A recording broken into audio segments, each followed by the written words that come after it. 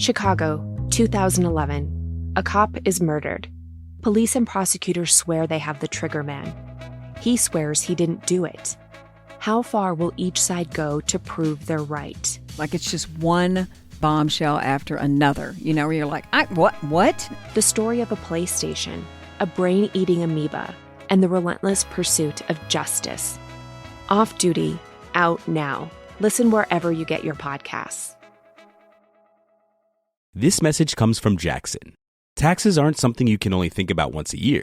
With investments, planning for tax day is year-round. Fortunately, Jackson offers tax-efficient products. Visit jackson.com for more information on how our products can make your tax bill a little bit less painful. Jackson is short for Jackson Financial Incorporated, Jackson National Life Insurance Company, Lansing, Michigan, and Jackson National Life Insurance Company of New York, Purchase, New York.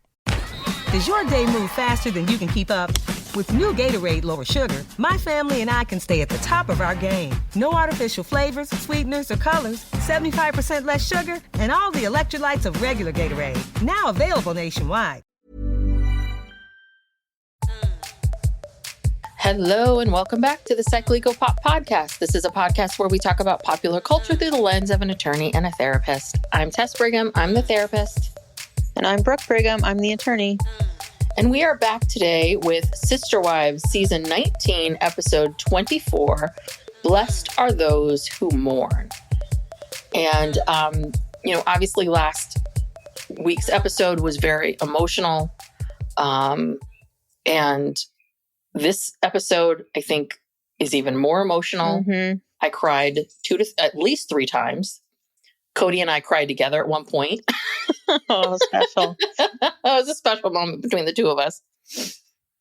Yeah. But this was hard. This was hard. Yeah, I didn't realize. I thought it was just going to be confined to last week and that was going to be it. But it kind of seems like it might be the rest of the regular season. Yeah.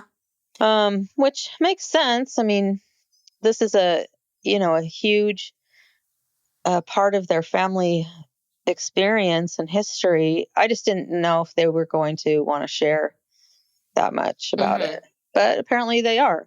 Yeah. So, they really are. Yeah, they're being very, generous with their sharing because they don't have to, but, this episode we got to see a lot more about Garrison's personality and the children growing up together, how close all the siblings are.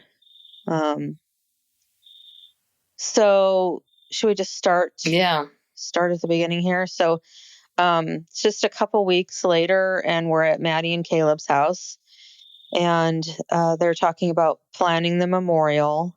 And Janelle says that his birthday just passed and that was really difficult. And they talk about how the Browns have deep roots in Wyoming. That's where Kody's family is from. And that's where his father, Wynn, and Janelle's mother, Cheryl, are buried there.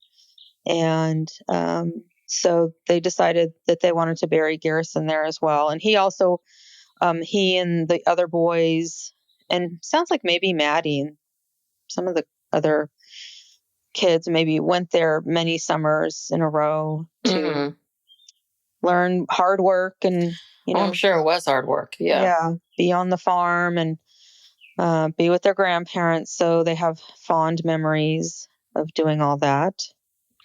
It's interesting, and I don't know if this is just because of how things are being shot, but how in these last couple of episodes, how separate things have been with Kody and Janelle. Do you know what I mean? They have not had a couch with the two of them sitting together talking about it. We see Janelle doing all of these things with Maddie and Caleb and then Savannah. Like, you know what I mean? Like, Kody lives in Flagstaff too. Why not go with Kody too? We'll talk about this at the end. I think she's quite angry with him, honestly. Yeah. I mean, I'm just curious about what, if you noticed that, because I was like, this is interesting that, even at this moment in time, the two of you are still very disconnected. But is that just what we're seeing, or is that really the truth? That's my question. Yeah, I don't know. It could just be being edited that way. Obviously, they've had conversations. Yes. They say we decided to so they're having conversations about the important things. But Yeah, they are still very separate, just as they were before this happened. Yeah. Yeah, because I mean, that's why Janelle, put the final kibosh on the Kody relationship, because she couldn't get over how he treated her boys. Yeah. So it makes sense that she doesn't really want to film with him, or Yeah. she's probably just doing the bare minimum with him. Yeah, probably. Anyway. Yeah. So, then Cody's talking about how he just wants to take Garrison home, and they're going to combine this with a family reunion. And it's during the time when all the townspeople of Lovell, is it Lovell, Wyoming, come back for this big once a year thing. Remember, this was in a past episode. Yeah, we've seen this. Yeah. Yes. Where they had that kind of reunion with Cody's high school friends, and it was Cody's big homecoming. Yes. And no one was surprised at all by Cody's life and how he, maybe they're surprised about the polygamy part, but not about who he was as a person, the showboating, I'm the center of attention, all of that. Yeah, they confirmed that he has always been a showboat. Yes.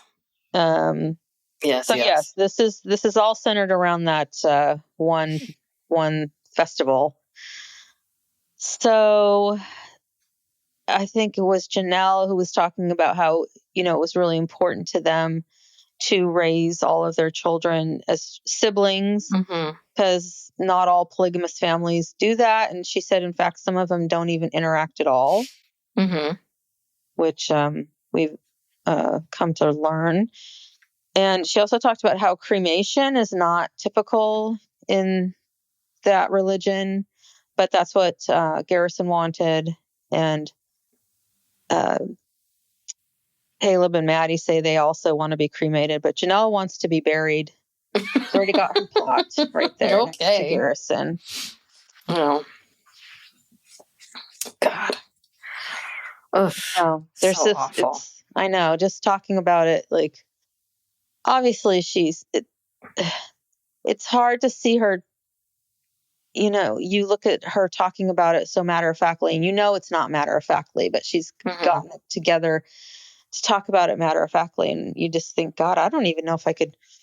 I mean, this is a couple weeks later, and you're able to talk about it without crying. And well, she did say that his birthday just passed, and that was really hard, and she started to tear up.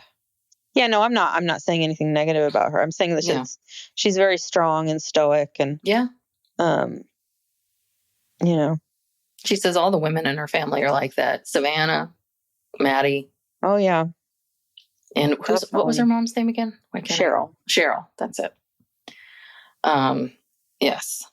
All right. And is this when we go to Salt Lake City? Yes, this is when we go back to Christine's. And I had kind of forgotten about this, because David's wife took her life. Yeah, I forgot about it too until he mentioned it, until you were there. What I was thinking was, I'm just so happy for Christine that she has someone who's supporting her. I mean, if she was still with Kody right now, there would be nothing. Do you know what I mean? I just feel like David takes such good care of her, and is so good for her. That's all. Yeah. And she talks about how she thinks of Garrison every day. Nothing is the same. Yeah. And then she talked about how much he loved Truly. And they flashed back to when he built that planter box for her so that she could have her own little garden. And then David and Christine talk about how they're going to do the same planter boxes in their backyard. But yeah, David talks about how it's been 14 years since his wife died. And he said his wife and several of his friends took their own lives. And David gets very emotional. He starts crying. And he says sometimes that he feels like he let his kids down. Yeah, lots of guilt. Yeah, it's very, like, what could I have done differently? What happened? Any of that. Yeah, and just juxtapose how, look what it took for Kody to open up, to to people. David is still new here. He's being very vulnerable and, Mm-hmm. opening up and showing his feelings, sharing his feelings. And yeah, just very different. I mean, like I said, it took a lot more than that to get Kody to, a lot longer than that to get Kody to open up. I also thought David did something I thought was very, people always wonder, like, how do I act around somebody who's struggling with, when they have a loved one who has taken their life. And I just noticed that he said something to Christine. They're playing cards, and he said, "Oh, tell me about him."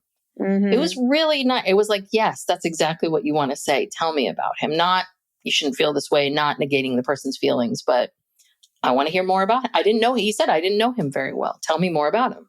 Mm-hmm. I don't know if the producers fed him that line, but I thought it was very kind and exactly what people need in these moments. Yeah. And David said that, I think Christine first brought up something about counseling, and David said, well, yeah, all the kids need counseling. Mm-hmm. And, yeah, no, he's a good resource for her.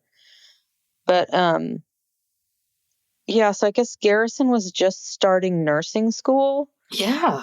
Like he was in his first semester of nursing school.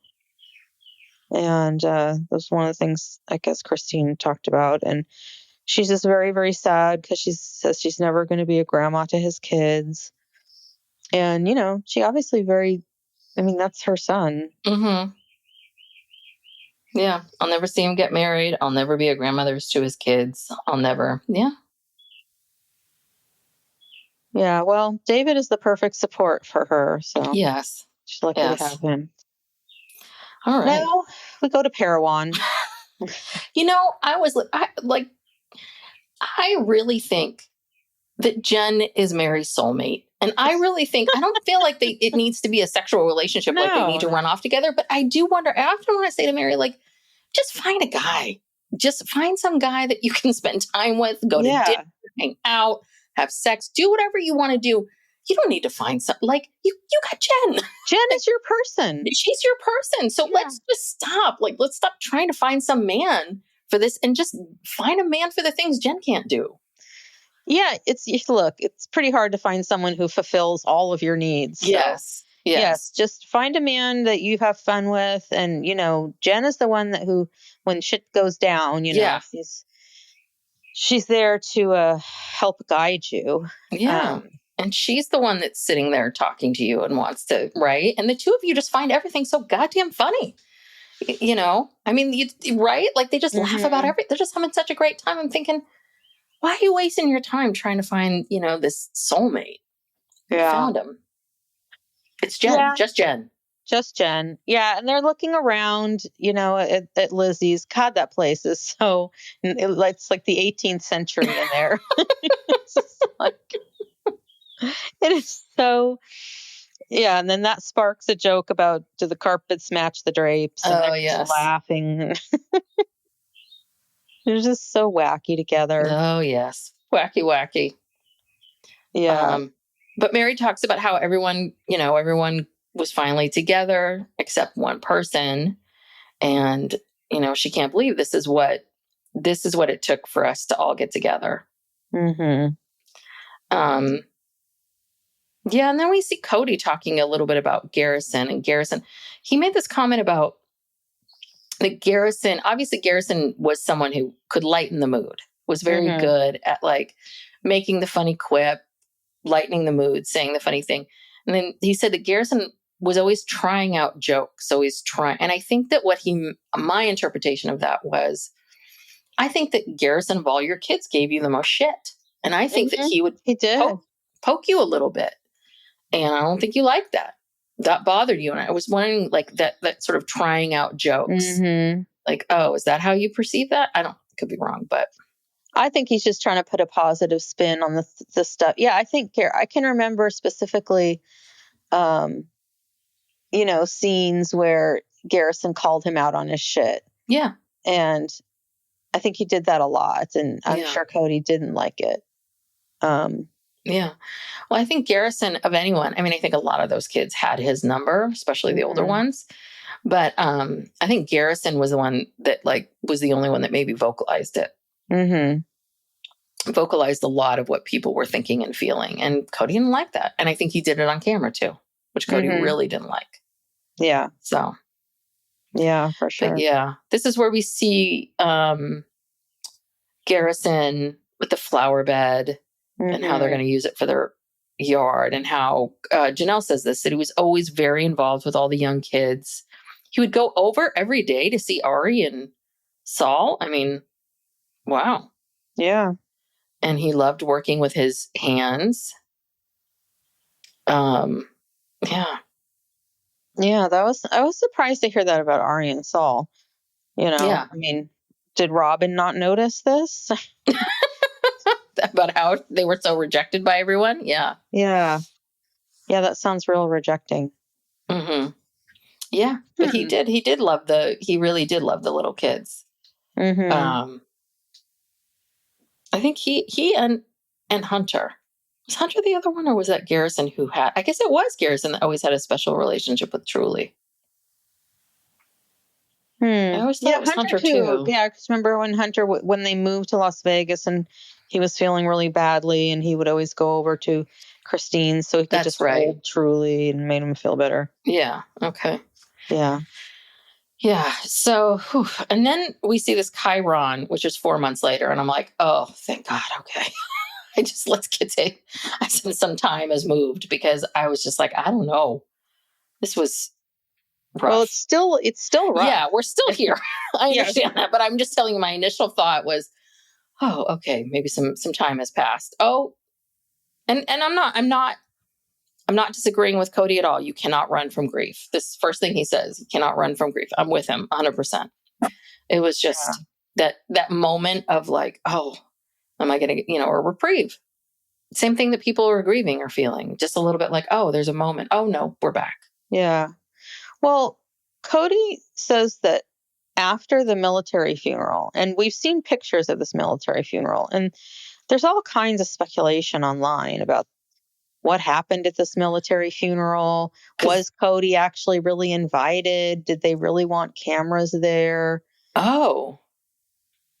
Yeah. I don't know if any of it is true, but there's people, Sister Wives reporters online, who are claiming that, the family really didn't want to have this filmed, but Kody and Robyn showed up all mic'd up and everything. Like they thought they were going to be shooting a scene, and Kody didn't like that he wasn't sitting next to Janelle. And, I don't know.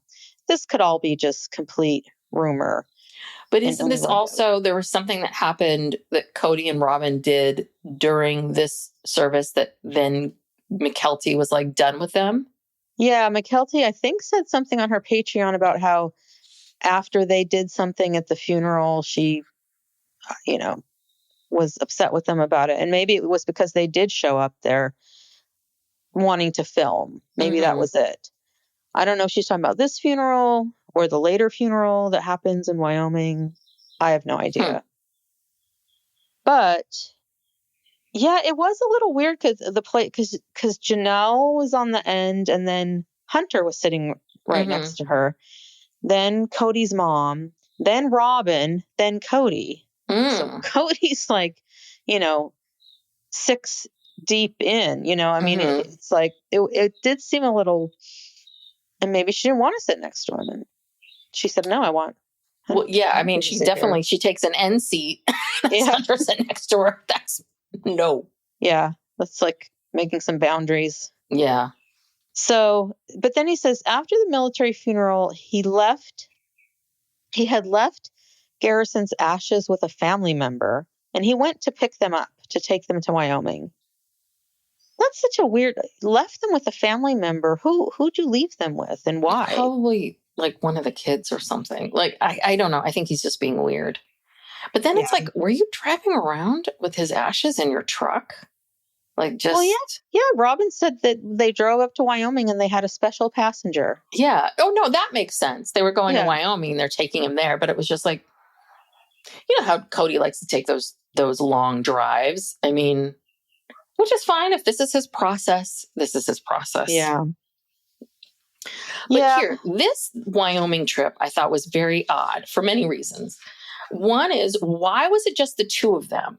Do you know what I mean? It was this weird thing that's like almost, why just this one pocket of the family? And it's one of those things where I get the sense that maybe Kody said, I want to take Garrison home to Wyoming. And Janelle's like, okay, well, I'll see you there. Or something. Or, oh, I'm not getting on a road. I mean, if I'm Janelle, I'm not getting in a car with those people. I totally understand that one with Robyn and Kody. Well, who else is going to ride with them? I think they wanted their own special segment. Okay, maybe. I think Kody said to the producers, or maybe they suggested it to him, but someone said, hey, because no one else is going to want to film with them, but why don't your family, because you know how he refers to Robyn's kids or Robyn's family. He even said that Robyn and our kids or something, he refers to their little unit, except Dayton is not there. I don't know if we'll ever see Dayton again. I mean, he clearly doesn't want to be part of this. So I think they wanted their own little thing, because they clearly set this up to maximize Kody, the emphasis on Kody.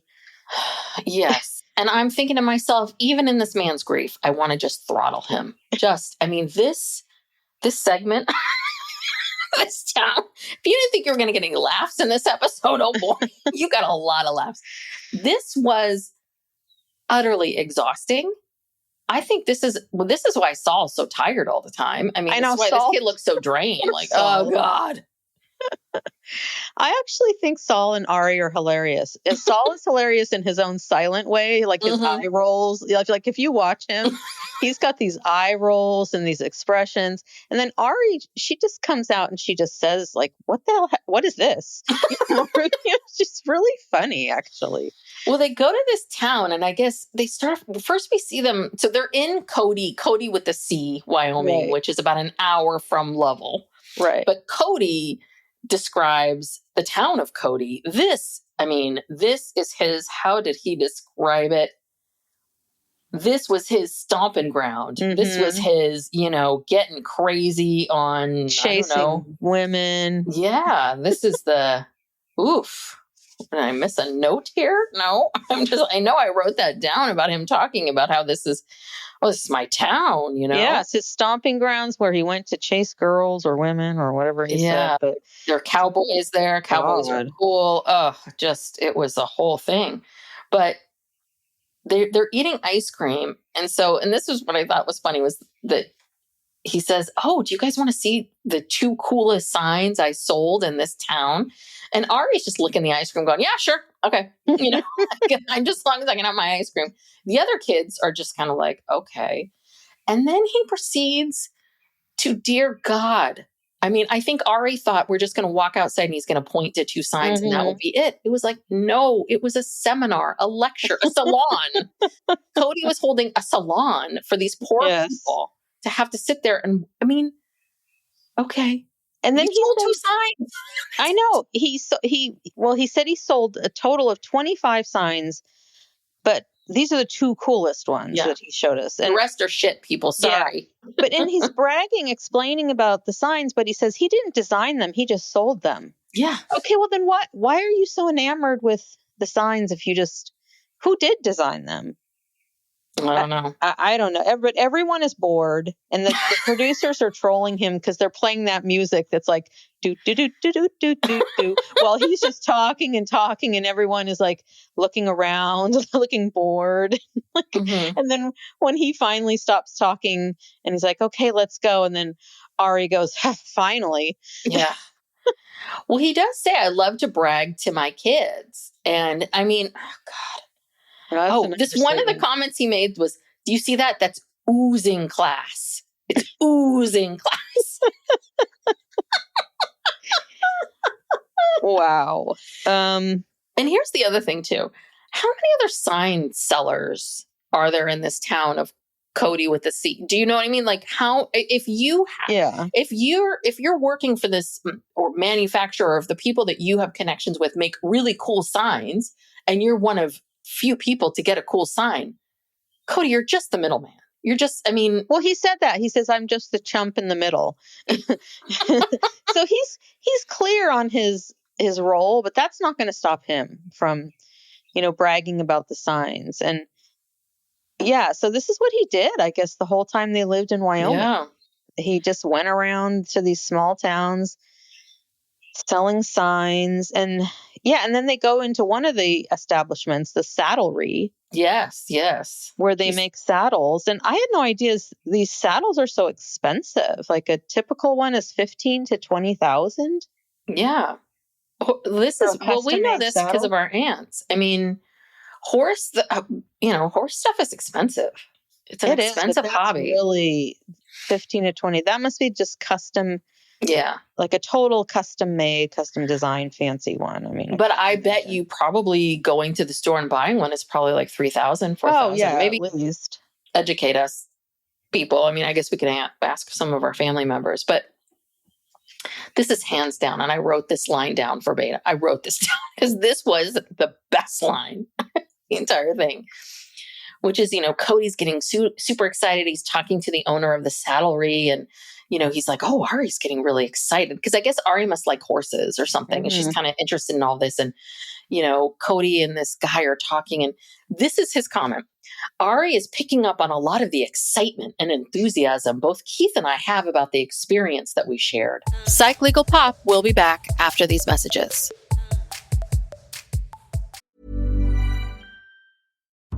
Chicago, 2011. A cop is murdered. Police and prosecutors swear they have the trigger man. He swears he didn't do it. How far will each side go to prove they're right? Like it's just one bombshell after another, where you're like, what? The story of a PlayStation, a brain-eating amoeba, and the relentless pursuit of justice. Off Duty, out now. Listen wherever you get your podcasts.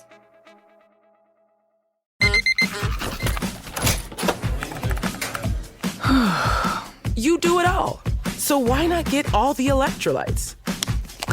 Hydrate better than water with new Gatorade Lower Sugar. Now with no artificial flavors, sweeteners, or colors. And 75% less sugar than regular Gatorade. New to the fridge. All the Gatorade electrolytes you love.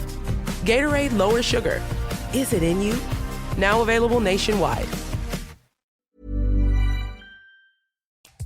I know. And I wrote a note that says, does it always have to be about you? Does it always have to be about you? Can't Ari be excited because it's cool and it's a neat experience and she likes horses and, she loves you, Kody. That's okay. But she's excited only because she's picking up on the energy of him having a conversation with another adult about a sign that was sold to him 25 years ago. Yeah. Yeah, no, it is all about him. And he really does that. Yeah, he's obsessed with impressing his children. Yeah. And you can see he's got this new generation of children he's just got to impress, right? Yeah. Because the old ones have all got his number. They're all, they're like, yeah. Yeah. So, he's got this fresh batch of, and Aurora and Brianna are barely hanging on, They're barely hanging on to that kind of adulation, of Kody era. They're just thinking about their church. They're just, can't wait to get back to church with my friends. Can't wait to get back to church and, meet some more boys. That's really what they're thinking about. Well, it'll pose an interesting question of what's going to happen when Ari and Saul get older and older and aren't so invested.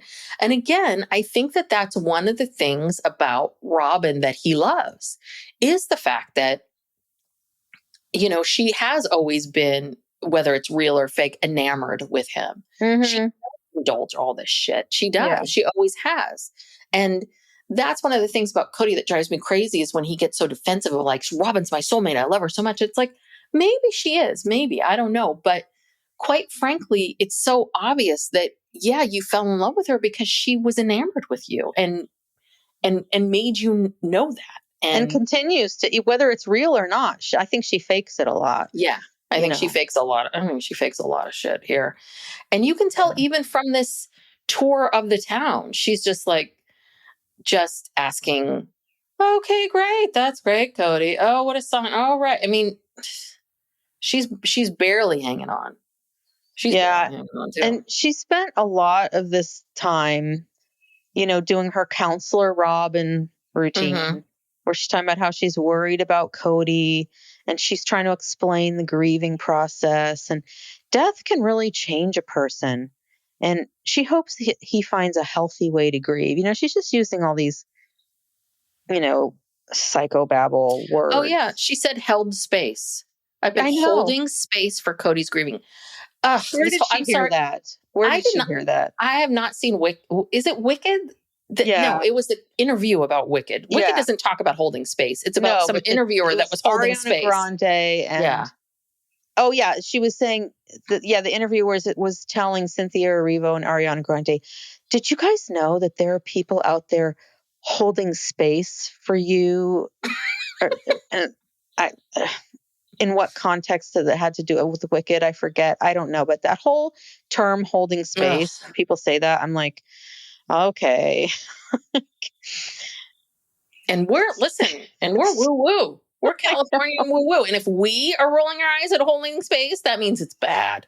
I thought holding space was just like letting someone just listening to someone. Yeah. Like not saying anything, just kind of letting them talk and you listen and you go, and and not trying to say anything. So I think it was used out of context in that. Well, I can see if you're holding space for Kody's grieving, which means I'm talking about the Wicked. I'm talking about Wicked. On the Wicked thing. Oh, sorry.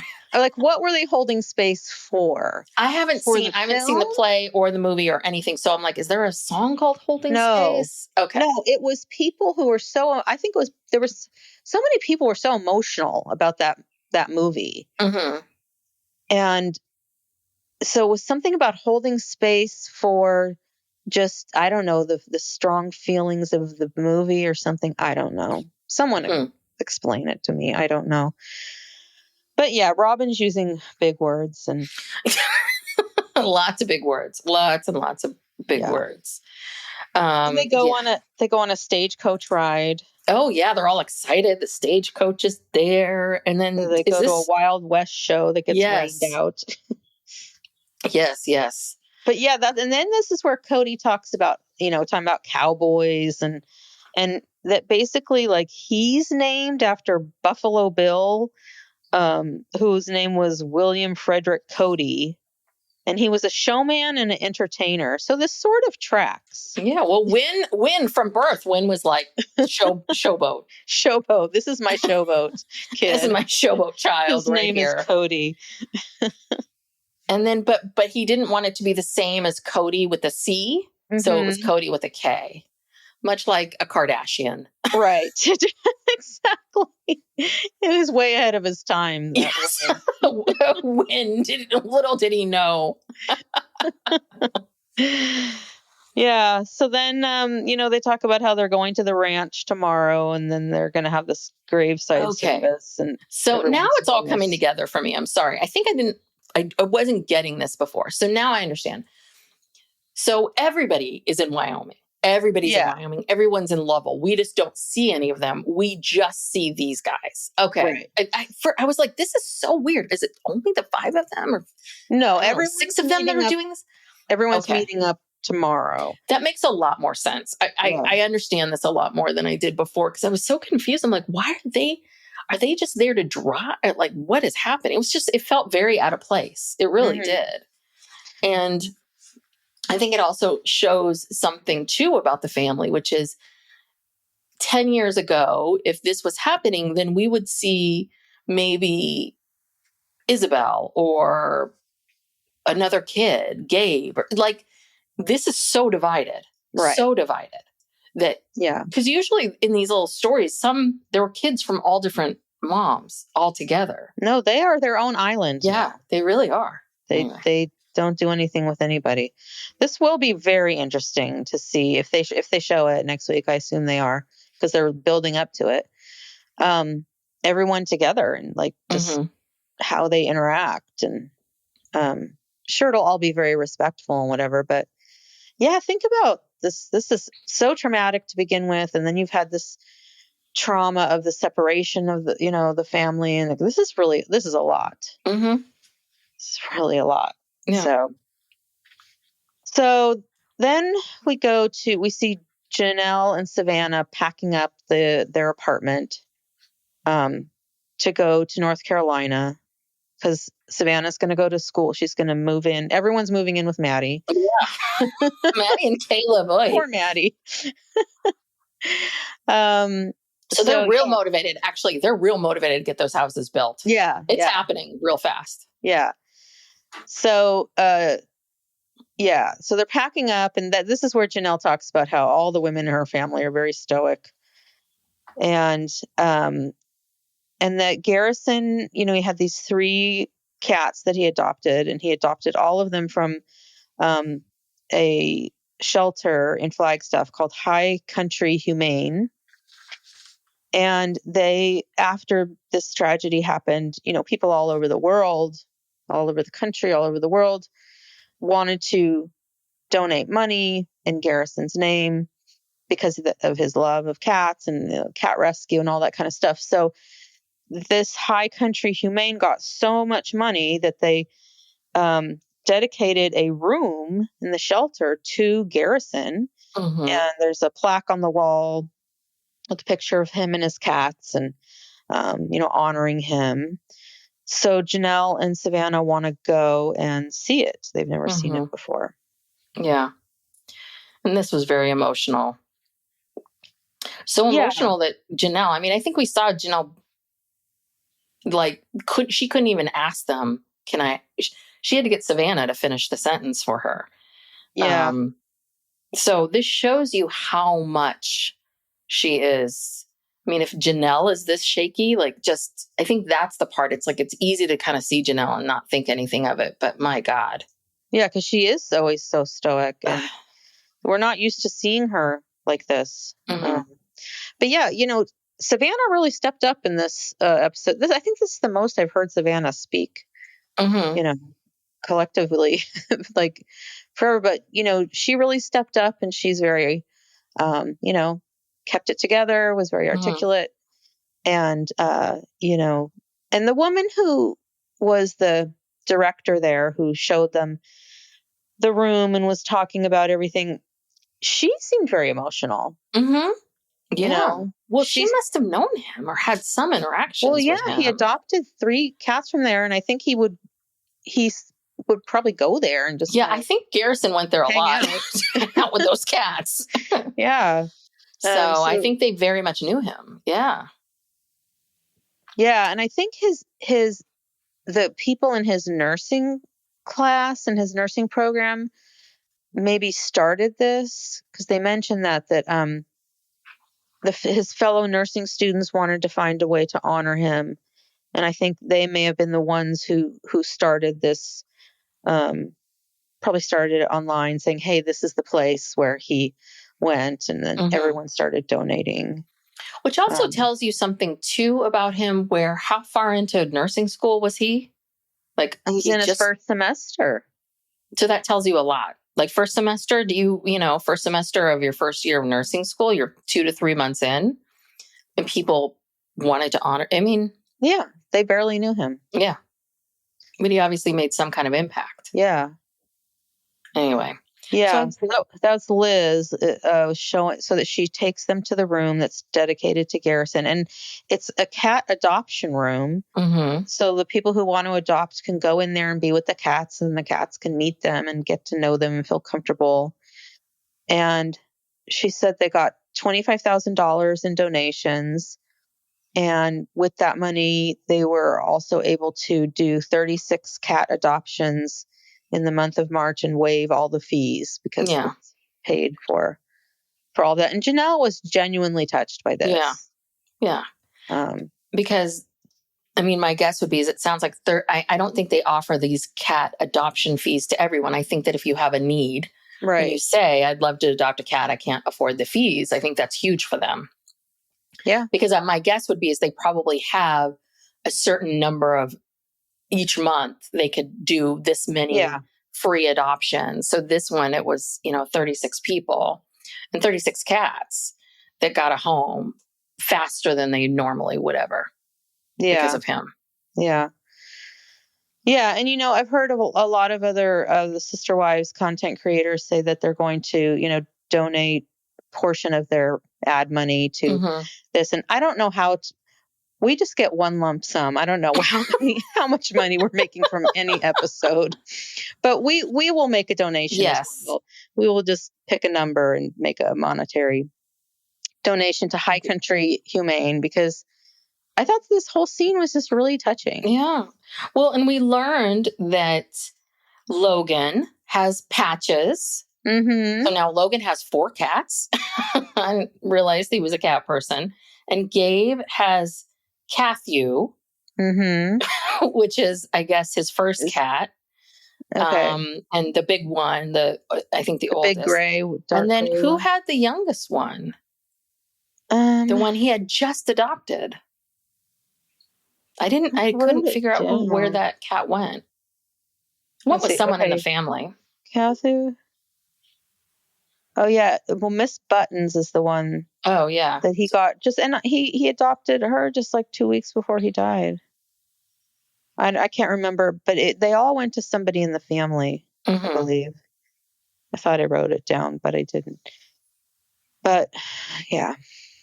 So, and then at the end they showed, and one of the things I liked about this episode also is the throughout they were showing a lot more photos and videos. And there was one photo towards the beginning of Janelle and Kody and their children together in a photo and it has the 3 boys and 3 oldest boys in front.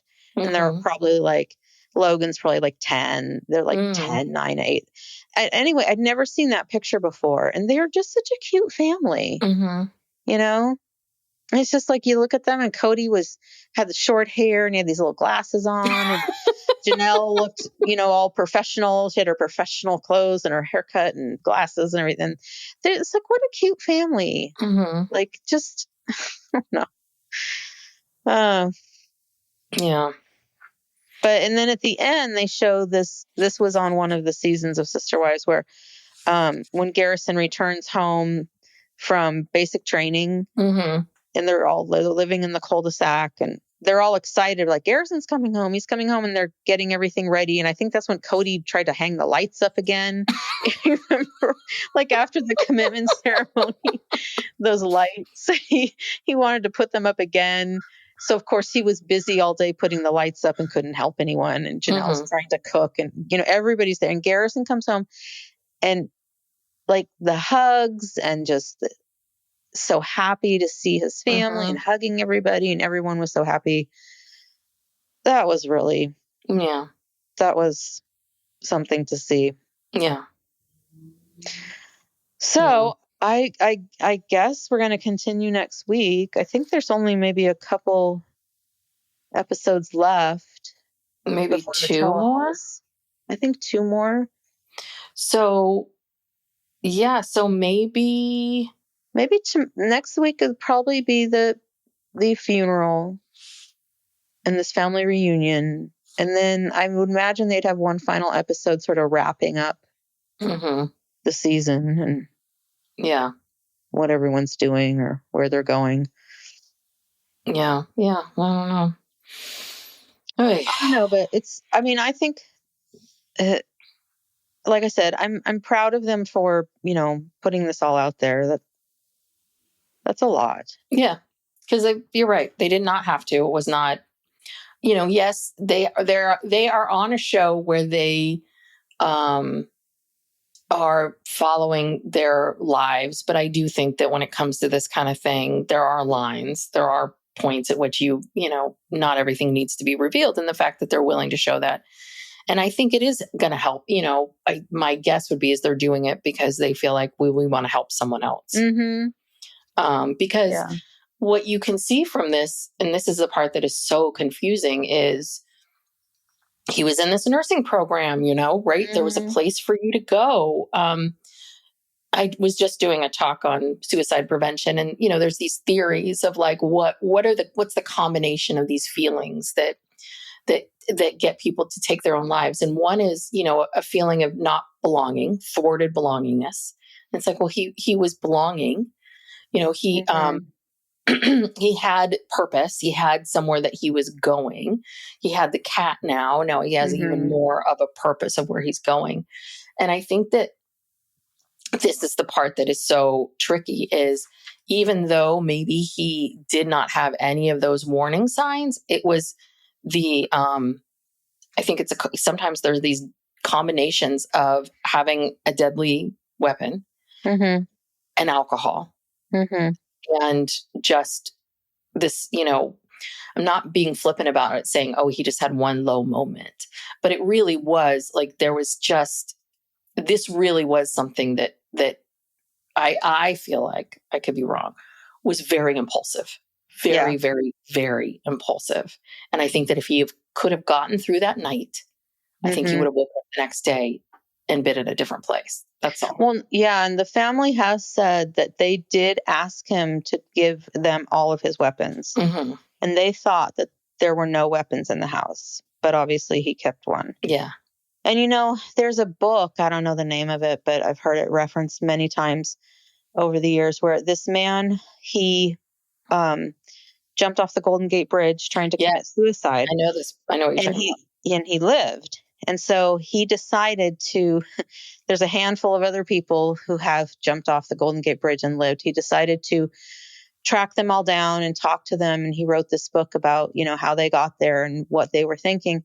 And every single one of them said the minute they jumped, they felt regret. Yeah. And they wish they hadn't. Yeah. And himself included. That's why he went on this quest. So yeah, I think that there is this impulsivity that, and so that is confusing to people, because they think that the person really truly always, and sometimes it's true, sometimes it's not, like really truly thought about it and thought it through and planned it and was very sure about it. I don't know how many cases that really is the truth. Yeah.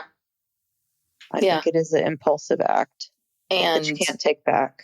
And I think that there are certain things like he had access to something that would be instantaneous. So if he had just pills, he might have taken the pills and then, oh my God, what am I doing? And then he could call 911 or something. Like this is so immediate, like done. And alcohol is another one that is also going to change you, and it depresses you. And also there's this other piece of believing that the world would be better off without you. Like no one would miss me. No one would care. No one would do any of that. And that's that other thing too, where I think that it's very easy to, if you've already struggled with depression, and even though you're in a higher place, struggling with depression, convincing yourself there's no one cares, I don't belong. And then, and then you're drinking, it's just a very deadly combination. And you can't, if Garrison lied to them and said, oh, here are all my weapons, and he kept one, how are they to have known that? Yeah, no, they didn't know. How was anyone to know that?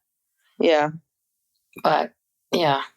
So yes, our heart goes out to you. We will donate money to the Humane Society. Country Humane. Country Humane Society. In Flagstaff. Yeah. Okay, well, thank you everybody for joining us. Should I wrap this up? If you enjoy us and want more content from us, go check us out on Patreon. You can follow us, subscribe to the podcast. Please leave us a 5-star rating and review. Follow us on social media. And I think that's it. We'll see you all next time. Bye. Bye.